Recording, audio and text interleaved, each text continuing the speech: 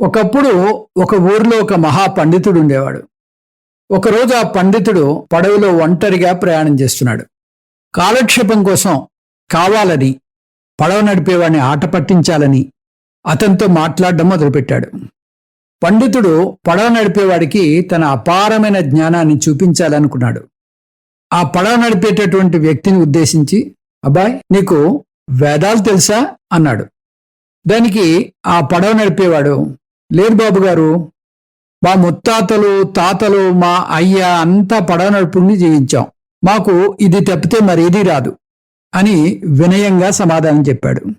అప్పుడు పండితుడు గొప్పగా భావించి, అయితే నీ జీవితంలో 4వ వంతు వృధా అయిపోయింది అంటూ దెప్పాడు ఆ పడవ నడిపేవాడిని.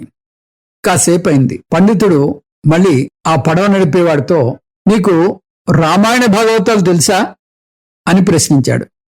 దానికి ఆ పడవ నడిపేవాడు, అయ్యా, నాకు అవేవీ రావు, కనీసం చదవడం కూడా రాదు అంటూ అమాయకంగా సమాధానం చెప్పాడు. ఇది విని పండితుడు నిజంగా గొప్పగా అనుభూతి చెందాడు. మరైతే నీ జీవితంలో సగం వంతు వృధా అయిపోయింది అంటూ ఎద్దేవా చేశాడు. మరి కాసేపటికి ఆ పడవ నడిపే వ్యక్తిని మరొకసారి, నువ్వు ఏమైనా తత్వాలు పాడగలవా అంటూ అడిగాడు. అవేమిటో నాకు తెలియద్దురా అంటూ సిగ్గుతో గొడిగాడు ఆ పడవ నడిపే వ్యక్తి. ఇంకే, నీ జీవితంలో 3 వంతులు వృధా అయిపోయింది అంటూ చులకనగా చూశాడు పండితుడు. కొంతసేపటికి అకస్మాత్తుగా పెను తుఫాను వచ్చి పడవలోకి నీళ్లు ప్రవేశిస్తున్నాయి. పడవ మునిగిపోయేలా ఉంది. పడవ నడిపేవాడు పండితుడిని సూటిగా ఒక ప్రశ్న అడిగాడు. అయ్యా, మీకు తరణ విద్య తెలుసా?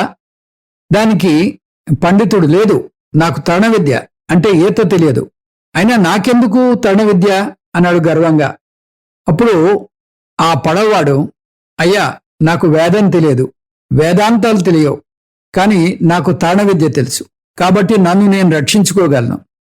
ఈ పరిస్థితుల్లో తరణ విద్య రాని మీ జీవితం పూర్తిగా వృధా అయిపోయింది అని చెప్పి నదిలోకి దూకి ఈదుకుంటూ వెళ్ళిపోయాడు. పండితుడు పడవలో ఒంటరిగా మిగిలిపోయి పడవతో పాటు నదిలో మునిగిపోయాడు. తుఫాన్లో పడవ మునిగిపోతుంటే నది దాటాలంటే తరణ విద్య అంటే ఈత ఒక్కటే మార్గము, మరే ఇతర విద్యలు కాపాడలేవు.